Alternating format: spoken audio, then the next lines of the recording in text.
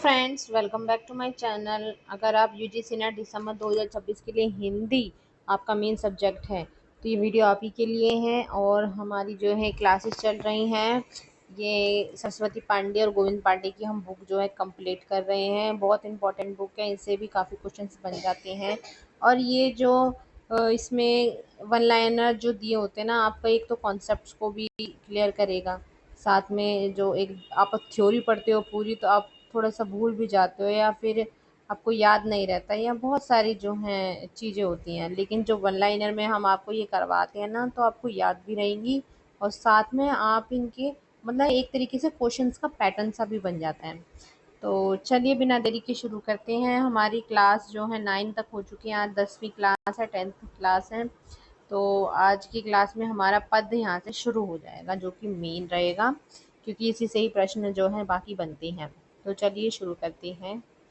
हिंदी साहित्य के इतिहास लेखन का सबसे पहला प्रयास फ्रेंच विद्वान कौन थे? वो गारसाते तासी ने किया था। याद रखिएगा, बहुत इंपॉर्टेंट है गारसाता तासी। गारसा तासी ने अपनी पुस्तक की रचना कौन सी भाषा में करी थी? फ्रेंच भाषा में। तासी ने अपनी पुस्तक का नाम इस्तवार द ल्यूलितेर इंदोई हिंदुस्तानी रखा। ठीक है, यह पुस्तक 2 भागों में विभक्त है, जिसका प्रकाशन 1839 और 1847 में हुआ था। याद रखिएगा, यह ग्रंथ ग्रेट ब्रिटेन और आयरलैंड के प्राच्य साहित्य अनुवादक समिति की ओर से पेरिस में जो है मुद्रित किया गया था। याद रखिएगा, इस्तवार द ल्यूलितेर इंदोई हिंदुस्तानी द्वितीय संस्करण में 3 भाग थे और जिसका प्रकाशन 1871 में हुआ था।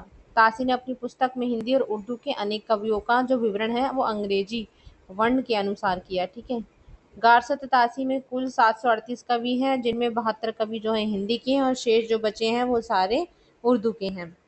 लक्ष्मी सागर मार्शल ने तारसी के ग्रंथ का हिंदी अनुवाद किया था और उसका नाम क्या था? हिंदुई साहित्य का इतिहास, और 1952 में आया था। ठीक है, तासी की पुस्तक तासी की पुस्तक कौन सी है? द इस्तवा लियतेर इंदो हिंदुस्तानी में एंदोई के लिए हिंदवी यानी हिंदी, हिंदुस्तानी के लिए हिंदुस्तानी यानी उर्दू अर्थ का प्रयुक्त किया गया था।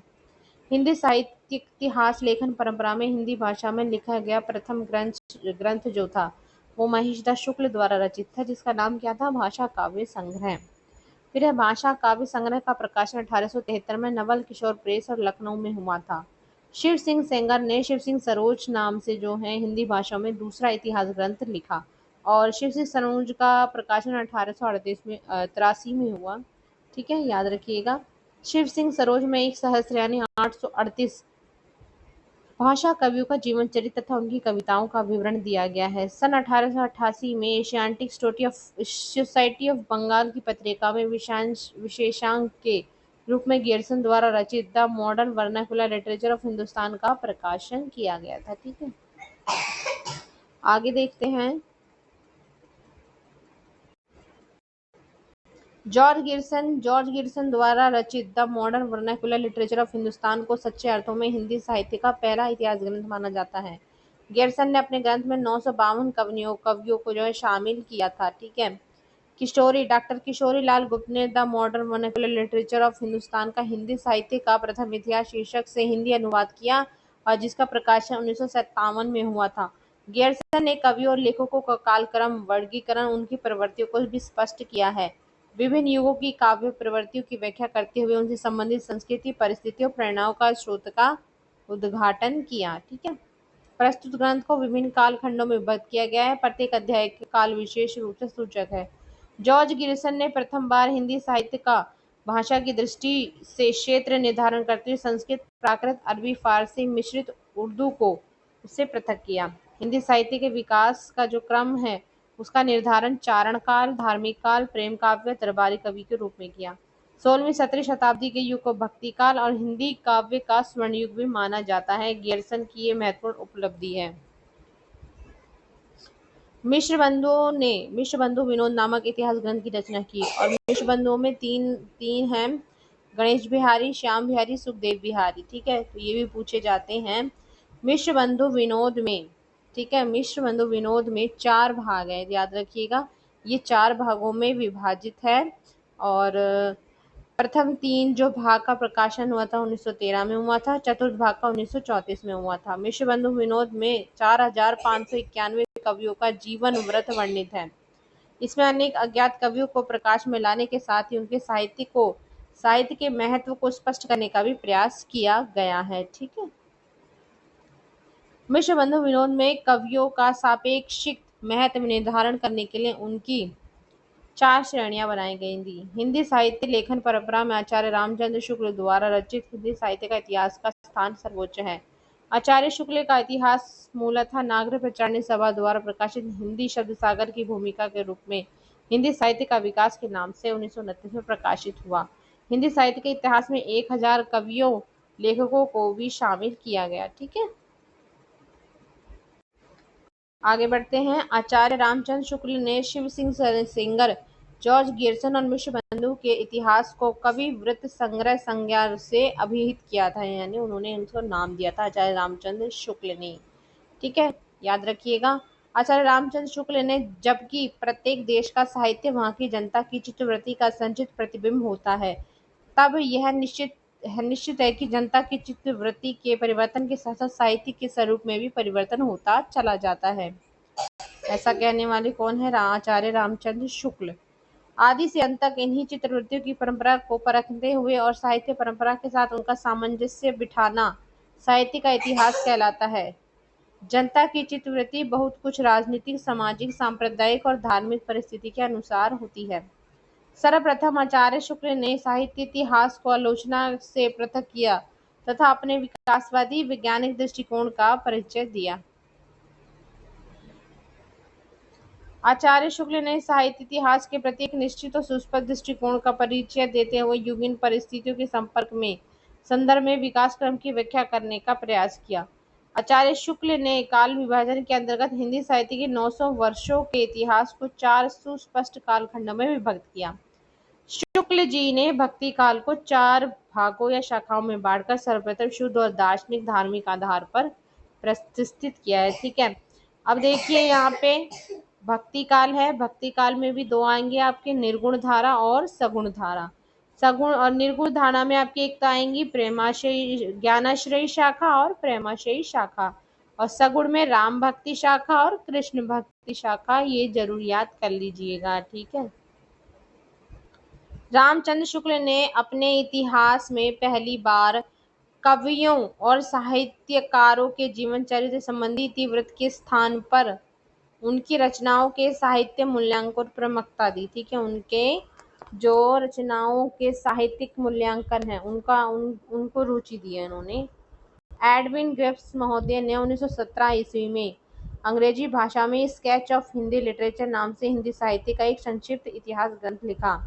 हिंदी साहित्य के इतिहास में के 5 विभाग थे। ठीक है।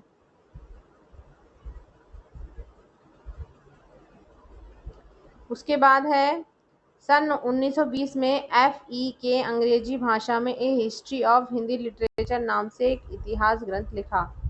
तजरिका-ई शुअराई हिंदी 1848 में नामक इतिहास ग्रंथ मौलवी करीमुद्दीन द्वारा लिखा गया। इसमें कुल कवियों की संख्या 1004 है, जिनमें से हिंदी के 62 कवि हैं। इन ग्रंथों में प्रथम बार कालक्रम का ध्यान दिया गया। आचार्य हजारी प्रसाद द्विवेदी ने 3 इतिहास ग्रंथों की रचना की है। कौन कौन से हैं वो? तो वो है साहित्य की भूमिका, जो कि 1940 में आया था। हिंदी साहित्य उद्भव और विकास 1952 में। हिंदी साहित्य का आदिकाल 1952 में ही किया गया था। आचार्य द्विवेदी ने अपने इतिहास में परंपरा की निरंतरता का अनुशीलन करते हुए व्यापक इतिहास दर्शन की भूमिका तैयार की। डॉक्टर रामकुमार वर्मा ने हिंदी साहित्य का आलोचनात्मक इतिहास नामक पुस्तक लिखी। और आगे देख लेते हैं। हिंदी साहित्य का आलोचनात्मक इतिहास का प्रकाशन 1933 में हुआ था। डॉक्टर वर्मा ने अपने इतिहास ग्रंथ में 693 से 1693 तक की कालावधि अर्थात संधि काल से लेकर भक्ति काल तक की अवधि को ही लिया था। ठीक है। डॉक्टर वर्मा ने संपूर्ण ग्रंथ को 7 प्रकरणों में विभाजित किया। ठीक है। डॉक्टर वर्मा ने स्वयंभू को, जो कि अपभ्रंश के सबसे पहले कवि माने जाते हैं, हिंदी का पहला कवि मानते हुए हिंदी साहित्य का आरंभ 693 ईस्वी में स्वीकार किया। ठीक है। नागरिक प्रचारणी सभा में हिंदी साहित्य का वृहद इतिहास का प्रकाशन 16 खंडों में है, याद रखिएगा ये। चलिए आगे बढ़ जाते हैं। आचार्य द्विवेदी ने अपने इतिहास में परंपरा की निरंतरता का अनुशीलन करते हुए एक व्यापक इतिहास दर्शन की भूमिका तैयार की। रामकुमार वर्मा ने हिंदी साहित्य का आलोचनात्मक इतिहास नामक पुस्तक लिखी। हिंदी साहित्य का आलोचनात्मक इतिहास का प्रकाशन 1938 में हुआ। डॉक्टर वर्मा ने अपने इतिहास ग्रंथ में 693 से लेकर 1693 तक की जो है इन्होंने कालावधि अर्थात संधि काल से लेकर भक्ति काल तक की अवधि को लिया है। डॉक्टर रामकुमार वर्मा ने संपूर्ण इतिहास को 7 प्रकरणों में विभक्त किया है। ठीक है। डॉक्टर वर्मा ने स्वयंभू को, जो कि अपभ्रंश के सबसे पहले कवि हैं, हिंदी का पहला कवि मानते हुए हिंदी साहित्य का आरंभ 693 में स्वीकार कर लिया। नागरिक प्रचारणी सभा से हिंदू साहित्य का वृहद इतिहास का प्रकाशन 16 खंडों में विभक्त हुआ। ठीक है। अनेकानेक विद्वानों ने अलग अलग खंडों का संपादन कार्य किया है। ठीक है। यहाँ पे देख लेते हैं प्रत्येक, ये देख लीजिए प्रत्येक भाग का नाम है। पहला भाग है, इसे भाग दे रखे, जैसे प्रथम हिंदी साहित्य की पीठिका, ये राजवल्ली पांडे ने लिखी। दूसरा हिंदी भाषा का विकास, धीरेन्द्र वर्मा। आदिकाल पंडित करुणापति त्रिपाठी, है ना। और चौथा भक्तिकाल निर्गुण भक्ति, परशुराम। भक्तिकाल सगुण भक्ति, देवेंद्र नाथ शर्मा। ठीक है। रीतिकाल रीतिबद्ध, डॉक्टर नगेंद्र। रीतिकाल रीतिमुक्त, डॉक्टर भागीरथ मिश्र। हिंदी साहित्य का अभ्युत्थान, डॉक्टर विनय मोहन शर्मा।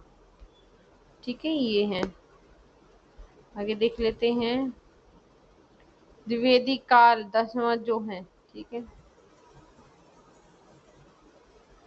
तो ये 10वां। ठीक है, 1950 से 75 पंडित सुधाकर पांडे। ठीक है। 10वां उत्कर्ष काल काव्य है। 11वां उत्कर्ष काल नाटक है। 12वां कथा साहित्य निर्मला की है, डॉक्टर निर्मला की।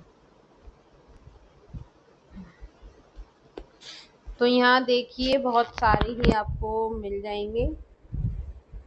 तो नेक्स्ट वीडियो में हम जो है ये वाला कंप्लीट करेंगे, फिर उसके बाद हमारा जो शुरू हो जाएगा हिंदी साहित्य का काल विभाजन, उनका नामकरण।